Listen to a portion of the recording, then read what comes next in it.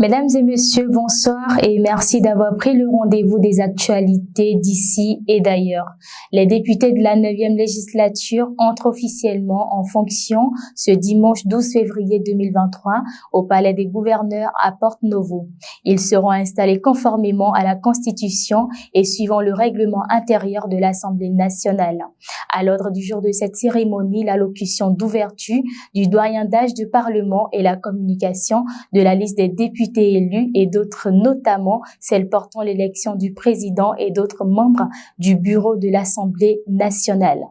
Ce vendredi 10 février 2023 au Palais des Congrès à Cotonou s'est déroulé un atelier technique d'information des PTF sur le cadastre national du Bénin organisé par l'Agence nationale du domaine et du foncier. Le gouvernement du Bénin lance une offensive de charme en vue d'inciter les partenaires techniques et financiers à l'accompagner dans son ambition et d'étendre la campagne d'enregistrement de toutes les parcelles qui sont sur le territoire national et les stocker en toute sécurité dans le système d'information foncier.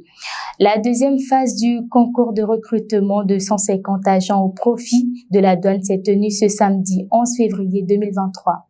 Elle concerne uniquement les candidats retenus à l'issue des tests psychotechniques.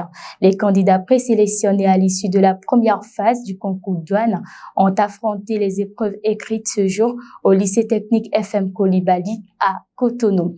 Cette phase de concours, le niveau des candidats jaugé dans 2 épreuves, une épreuve de culture générale de 2 heures pour toutes les catégories et une seconde épreuve de spécialité d'1h30. Mise en œuvre par Expertise France et financée par l'Union européenne et l'Agence française de développement, le programme Meet Africa accompagne les entrepreneurs de la diaspora africaine à investir sur le continent. C'est ce samedi que s'est tenue la première édition du Forum des entrepreneurs. Cet événement pour l'entrepreneuriat de la diaspora a réuni plus de 2000 personnes à Paris. C'est tout pour les actualités de ce week-end. Merci de nous avoir suivis et à très bientôt.